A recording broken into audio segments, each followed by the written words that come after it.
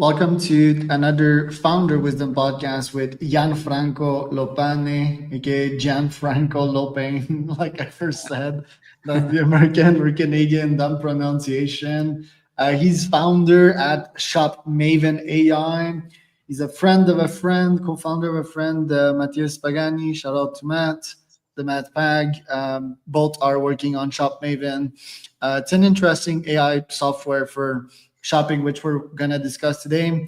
It's not Jan's first company. So he was president and co-founder at Smarterverse, Generico, and a bunch of companies. Lived in Miami, now in Malaga, Spain. I'm in Oaxaca, Mexico. If you want to start a podcast, you can go to podbuyer.com. That is my podcasting agency. We help you monetize through YouTube AdSense, through sponsors and lead generation. So podbuyer.com, we have a free ebook and a masterclass that you can follow there to start your pod in this new year. Jan, welcome to the pod. Tell me a bit more about yourself and what you're up to nowadays. Hey, thank you, Charles, for having me here.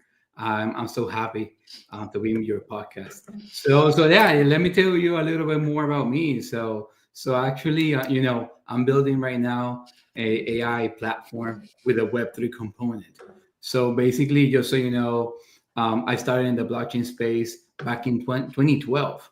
So I started like working like in the real, I call it like the real life for big companies, Fortune 500 companies in the United States, like for Hertz, Nestle, XPO Logistics, and always senior positions. But I transitioned more to the blockchain side, which I co-founded two companies, which is Generico and also I would say like ShopMaven, but ShopMaven actually is my third, and the Smarterverse was my second company. I started like really early in the space, in the Bitcoin space. It was called Bitcoin space back in the days. Back in 17, fast forward 17, I opened up Generico, which it was a company was helping bunch of like let's call it real life company coming to the blockchain space, which I hope like more than 30. I also co-founded another company called Real World Ads back in the days. So I created like let's call it like Google app platform for the metaverse. So fast forward 2021, I started Smarterverse. Actually, it was February 2022, and that company it was a metaverse. Was one of the first metaverse. Actually, the second metaverse after Facebook in Nasdaq. So we took the company public. We raised some good money in the company, and I ended up selling the company at the beginning of the year. So now we met. We co-founded ShopMaven in April this year. So we're like really excited what the future holding for this company. So, how did you get first interested into blockchain? Is it the technology side? Is it the libertarian side? Is it the getting richer than old banker side of things? Like, why did you get into it at first? So actually, back in 2012, one of my roommates, he was a developer. So he started like playing around with Bitcoin, but Bitcoin wasn't like getting rich kind of type of stuff back in the day. It was like like coins just to play here and there. It wasn't like nothing major. That's how everything started. In 17, I'm a marketer myself. I have a master degree in marketing, and I say, how can I combine my passion, which is blockchain, with my career, which is marketing? And that's when it came out, this company that we created, the Google platform for the metaverse. So basically, we took the technology back in the days. I used ERC20, which is Ethereum. It was the tokens. I don't know if you remember the ICO craze in 17, that people were getting rich here and there. So Scams, yeah, fucking it was a scams lot of everywhere. scams and other,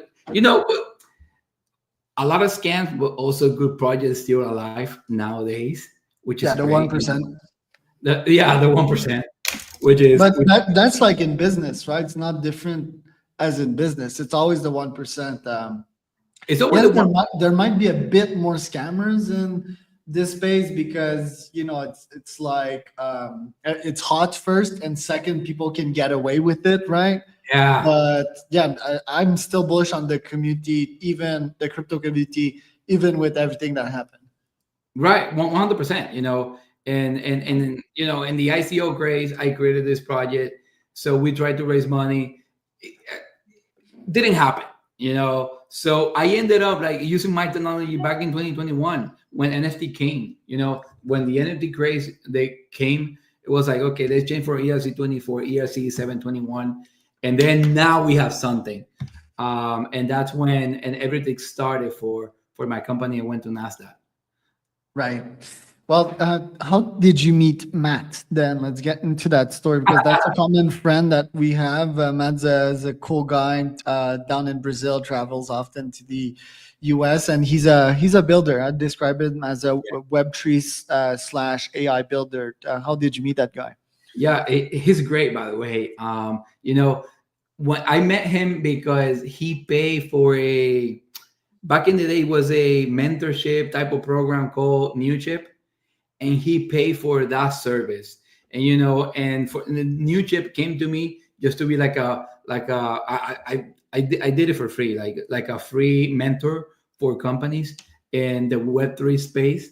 So because of my trajectory and all that, so actually I was the mentor for the mentor because the mentor is something else. The mentor for his company, which it was NFT Boost back in the days. Yeah, I So remember that one. you remember that one? Yeah. So that's how everything started. New Chip went to hell. They got out of business, and Yeah, what then happened with them? Like that was a fucked up business. yeah, it was a fucked up bit. I really don't know.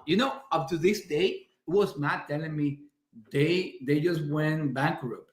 I didn't know. I was like, It's like an accelerator slash consulting business that went bankrupt. I think that's like a first. yeah, that was like a scam, though. It's like just getting money out of the people, but Yeah, and you work for they don't free pay and people people. pay on the other sides. That was their model. Right. So like for me, I don't get paid for them. You know what I'm saying? I was doing that just to help people around. I met him. I met a bunch of people, but he was like the one that stuck out. So and that's why we're doing business together now. Yeah, yeah, I agree with that. And I mean, the new chip thing. I talked with a bunch of mentors like you there, and I also tried to interview the guy that changed his name after that scam, whatever his name was. But yeah, it was always like I was getting signs here and there that they weren't serious. Right? It was chaotic internally. You would send a form, they would respond like 7 days later. So, but yeah, at least they tried, right? Like how do you label an actual scam? Like what does it take? What criteria does it take to be a scam? Because this guy, I mean, I wouldn't qualify it necessarily as a scam, but like a poorly orchestrated business and maybe some shady values here and there. But at least the guy tried to build something, right? And you know what they said in the startup world? It's like build an airplane once you're falling off a cliff, right? So what makes it a scam and like a genuine like founder hustle effort? So at the end of the day, a scam is when they take you the money. They don't provide you any type of service. That's what a scam is. They promise you something, they don't deliver. They take your money and they don't respond after. That's a scam. At the end of the day, and bunch of companies they stay like don't know, like even Mateos is still like, I don't know what happened. I don't know how to get my money back. And when that happens, it's clearly a scam. Okay, he tried to do a business. I can give him that. But at the end of the day, when you take money out of people, not delivering what you promised is a scam.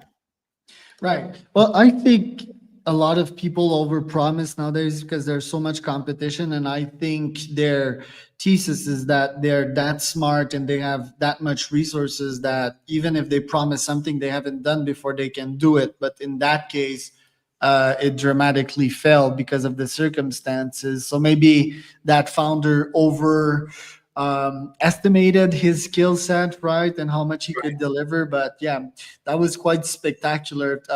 We've also like witnessed a couple of these spectacular fail post COVID. There was this book writing business called Scribe. I'm not sure if you follow that one, Oh but yeah, that one also spectacularly fell, and they were like a consulting agency model, and it's always surprising to me because consulting agency models, they're quite simple, right? You have expenses, most of them being humans, and on the other side you have receivables, right? Your clients and so forth. So I'm always fascinated on how these business fail. right. It's just incredible, you know. And then you say it's too big to fail because how many customers they had? They They have had a lot. They thousands. had like more than 100. I mean, it wasn't a gigantic business. It was like 30 full-time employees, I think. But yeah, their model was fucked. It's hard to scale a book writing business as well because not a lot of people want to write books. Then you charge them hyper ticket. They tried to be different by like, hey, well, we won't take any equity in your book and something, but yeah, the payroll was just too high. It was mismanaged by their ex CEO. I forgot who it was, JD something. And actually that is the problem with bunch of companies is like you're starting hiring so many people that everything goes to salaries, you know. Every single penny that comes to your company, it will go all into salaries, you know. So that's how businesses goes out of business. Well, businesses go out of business. Yeah, sounds good. So that's why, you know, now in the AI era that you don't need that many people just working in your companies. It's gonna be different, you know. Right. And is that what you're attempting to build with ShopMaven? Yeah, actually, what we're doing is we're transforming the shopping experience for services and goods with autonomous AI agents. You know, so one thing that I can tell you, 2025 will be all about AI agents, and we're doing a business for B2B, B2C, and B2A, which is B business to agent. Because at the end of the day, what people don't realize is that we're gonna have autonomous AI agent that will require a platform where to sell their services and products, you know, so they can get their own money, so they can buy their own storage, their own GPUs, their own energy, their own everything, you know. And we're building that as we speak, you know. We're starting now with humans, but we're gonna move to AI agents. Right. Yeah, that's going to be an interesting agent. I do think that yes, my agent's going to buy from another agent. I think the sales profession will sort of fade away, but in how long? And do you believe that salespeople will be fully replaced? At the end of the day, you know what I have an MVP already done in Shop Maven AI. If you go in shopmaven.ai, you can just do a beta version that we have is open. And what we're doing now is basically that, you know, we're replacing the people working for those companies because they can use their knowledge of the company and they can use the internet and the AI knowledge of products. So basically, if right now, let's say you have a party, let's say you have a Christmas party, right? And you're inviting 25 people and you don't know what type of alcohol you want to buy. And then you can just tell ShopMaven, which every single company can use it. And they don't have to buy anything else. They just incorporate it to a web page or whatever messaging system they use right now. So it's like it's really a plug and play. So that you say, okay, I have 25 people. They like to drink rum, beer, vodka. And then the AI engine will tell you, okay, perfect. So we have in stock 3 bottles of vodka, 2 of rum, 6 cases of beer.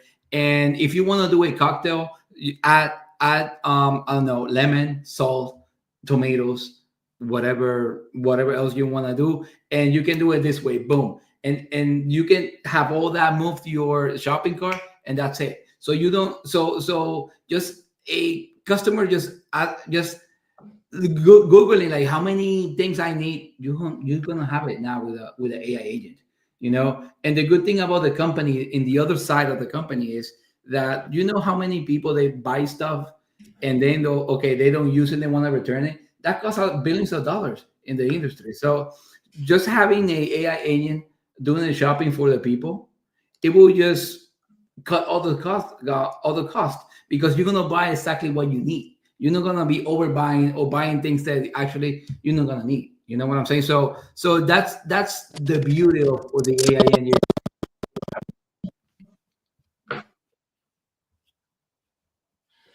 Right. Sorry, I think my connection's bugging here, but what challenges have you faced building that startup, and what will have it take off the ground officially?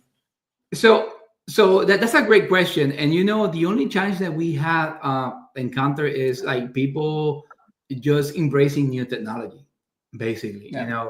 More in the business side, because the consumer side, they're just waiting for us.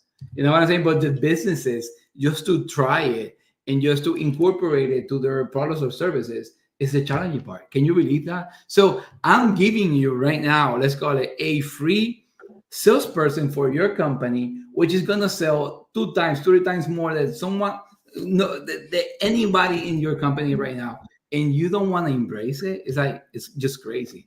But it's mentality, and I know 2025 it will be different because people will understand that they will need AI engines to run the business.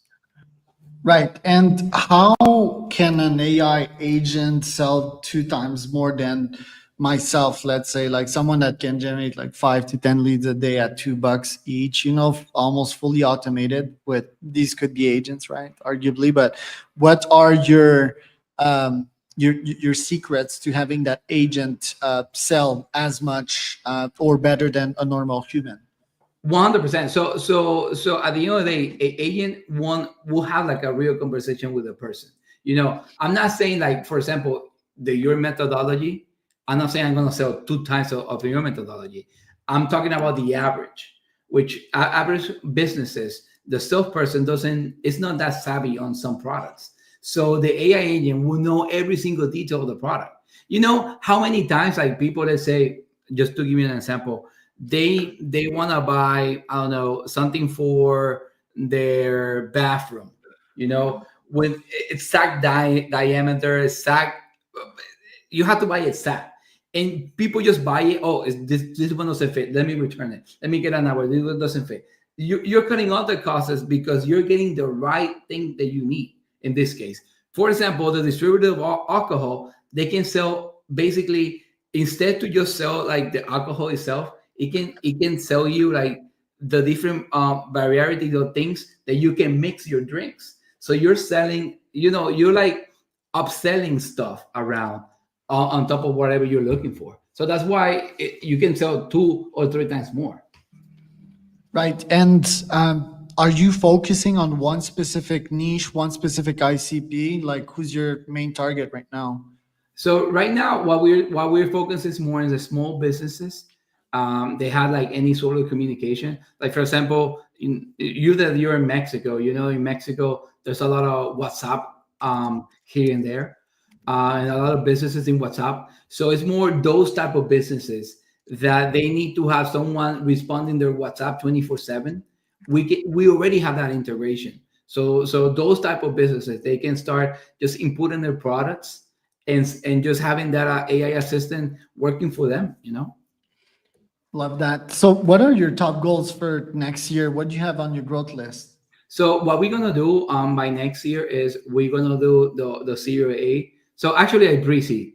We're gonna raise some money so we can get a bigger team, just building in. I'm gonna be doing road shows all around the world, just presenting what I have. And 2025 is gonna be the year for AI agents. So there's a lot of VC money out there just looking for people like me, building things like we're building. You know what I'm saying? So the 2025 is going to be a great year for us. Cool. And how do you juggle that startup with your actual work? Like, what's your time split between those? So right now, so my startup was like a part-time, and now I'm dedicating full-time for ShopMaven AI. Even though I don't have a salary and all of that, it doesn't matter. It's my passion. I already co-founded 2 companies. I got 2 exits. So money's not a problem now. I can live with that until we raise some capital for the company. Roger that. These are cool goals for next year. So, where can people find out more about you, Yan? So they can find me on LinkedIn. Is Gianfranco Lopane. It's like you have it here, GIAN. Franco Lopane, which is Lopane, Lopane. And they can find me next also, like G Lopane is at G Lopane. That was Charles Cormier and